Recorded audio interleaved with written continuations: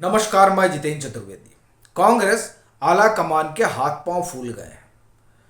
न सोनिया गांधी को इस बात का अंदाजा था और न कांग्रेस के तमाम दिग्गज नेताओं को कि जो बात कोलार से शुरू हुई है वो उनको इस मोड़ पर लाकर खड़ा कर देगी, जहां राहुल गांधी के लिए तो संकट पैदा ही होगा, साथ ही साथ जिस इलेक्टोरल पॉलिटिक्स का हिस्सा है कांग्रेस, वहां भी उनके लिए समस्या खड़ी हो जाएगी। जी हां, असल में अभी जो कांग्रेस के सामने संकट है वो तिहरा संकट है। उस पर हम लोग एक एक करके बात करेंगे। और वो दरअसल संकट एक तरह से कहें कि बुलाया गया है, और यही वजह है कि अब जो आला कमान है उसके लिए एक अलग तरह की समस्या खड़ी हो गई है। बात हम लोग राहुल गांधी से शुरू करेंगे और फिर कर्नाटक चुनाव पर जाएंगे, क्योंकि ये जो कुछ घट रहा है उसका असर कर्नाटक चुनाव और उस अहिंदा समीकरण पर भी पड़ सकता है, जिसके जरिए कांग्रेस को यह लग रहा है कि वो वहां पर भाजपा को हटा सकती है।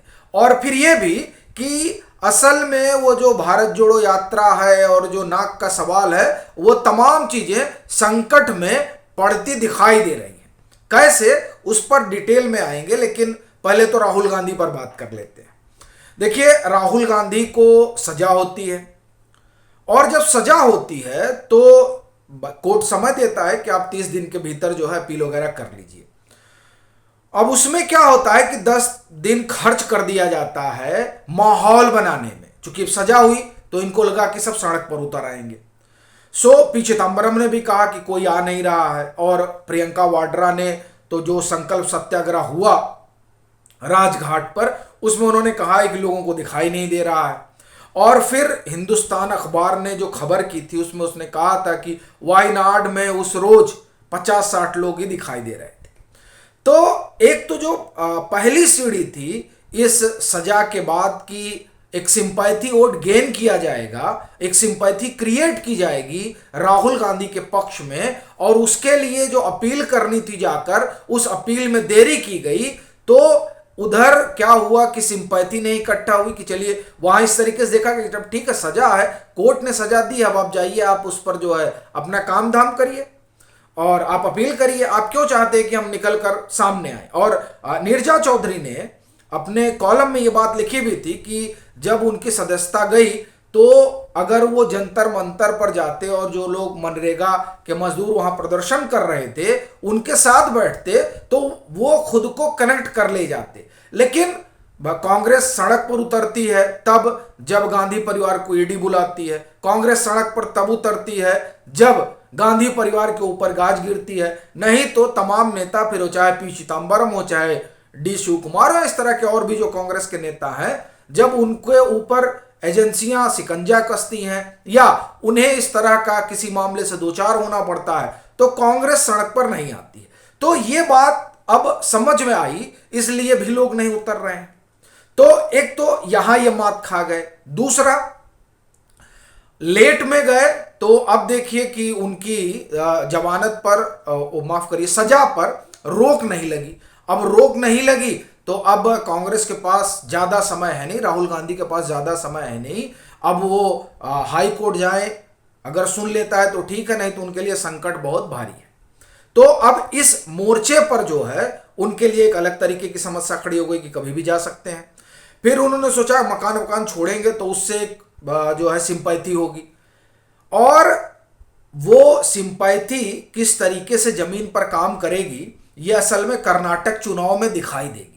लेकिन इस बीच जिस मसले को लेकर उनको सजा हुई और उसे जिस तरीके से अब सामने रखा जा रहा है, खासतौर से भाजपा जिस तरह से उसका इलेक्टोरल फायदा उठाने की कवायद में लगी हुई है और उसे ओबीसी से जोड़कर देख रही है, यह बड़ी चीज है। और आप देखिए कि जब आप कर्नाटक में अहिंदा, इनका जो इक्वेशन है उस पर नजर दौड़ाएंगे तो उसमें बैकवर्ड कम्युनिटी जो है उसकी एक बड़ी हिस्सेदारी है कांग्रेस की वहां सरकार बनवाने में।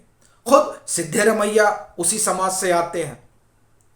अब यहां जब ये बार बार बात आ रही है कि साहब हम माफ़ी नहीं मांगेंगे, इस तरह की जो चीज़ें निकल कर सामने आ रही हैं। और उसे आप देखिए, रविशंकर प्रसाद हो या अनुराग ठाकुर हो या जेपी नड्डा हो, ये तमाम लोग इसको एक आप ये कहिए कि इसको लेकर इस तरह से आगे बढ़ा रहे हैं कि ये ओबीसी समाज से का अपमान कर रहे हैं। ये जो बात है, ये ऐसा लग रहा है कि कर्नाटक में कहीं इनके लिए राहुल गांधी और कांग्रेस के लिए समस्या का सबब न बन जाए, चूंकि ये मामला जो है बड़ा टची है। और शायद इसीलिए ये जो वहां पर उन्होंने इस जो भाजपा इस बात को लेकर हमला कर रही है, उसके जवाब में ही वो कास्ट सेंसस वाला मामला वहां से उठा रहे हैं, ताकि जो डैमेज होना है उसको कंट्रोल किया जाए। इसको एक चीज याद रखिएगा कि इस मामले को जिस तरह से उठाया जा रहा है कि ये देखिए, इन्होंने एक समाज को इस तरीके से कहा और उसके बाद में अब उससे माफी मांगने को भी तैयार नहीं है। और आप याद रखिए, कोर्ट ने ये कहा कि आप जहां हैं उसकी पद और गरिमा का आपको ख्याल रखना चाहिए और तब आपको इस तरह की बातें बोलनी चाहिए। अब आप देखिए, ये हम आपको स्टेटमेंट सुनाते हैं।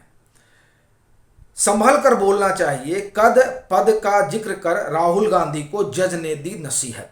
तो ये मामला अब लग रहा है कांग्रेस को भी कि ये उनके लिए बैकफायर कर सकता है और जो ओबीसी मतदाता है वो हो सकता है कि इनसे छिटक जाए। इसलिए ये कास्ट सेंसस वाली जातीय जनगणना वाला क्वाइन वहां से उछाला गया। अब ऐसी स्थिति में कितना कारगर होगा ये तो देखने वाली बात रहेगी, लेकिन राहुल गांधी का अपना जो बयान, उसके बाद में जो उनको सजा हुई, फिर उसको लेकर एक राजनीतिक माहौल बनाने की कवायद, उसमें देरी, और फिर कर्नाटक चुनाव या आप कहिए कि जो एक इलेक्टोरल पॉलिटिक्स है उसमें इस सजा को भुनाने की कवायद और फिर उसको लेकर राजनीतिक फायदा ना मिलते दिखाई देना, ये जो तमाम चीजें हैं ये असल में कांग्रेस को अब परेशान कर रही हैं कि सजा वाले मामले में भी फंस गए, जो इन्होंने सोचा था उस तरह का सहानुभूति कोई लहर भी नहीं दौड़ा, और कर्नाटक में ये मामला जिस तरह से चल रहा है और जिस तरह से इस यहाँ कांग्रेस को कोई बहुत ज्यादा जन समर्थन इस मसले पर नहीं मिल रहा है, उसको देखते हुए कर्नाटक में भले ही तमाम तरह की चीजें आ रही हो, लेकिन यह मुद्दा अगर ट्रिगर पॉइंट बन गया तो भाजपा, जिसको कहा जा रहा है कि वो तमाम सर्वे बता रहे हैं कि नहीं वो पिछड़ रही है, तो आप ये मानकर चलिए कि सर्वे धरे के धरे रह जाएंगे और भाजपा बहुत आगे निकल जाएगी। और शायद ये जो भारत जोड़ो यात्रा के जरिए जो यहाँ पर कुछ खेती करने की कवायद हुई थी वोटों की, लग रहा है वह भी कहीं धराशायी ना हो जाए। ये जो वजह है, इसके कारण अब कांग्रेस जो है वो ज़्यादा परेशान नजर आ रही है। आपकी अपनी क्या राय है जरूर साझा करें, और मतांतर से नहीं जुड़े हैं तो जुड़े भी।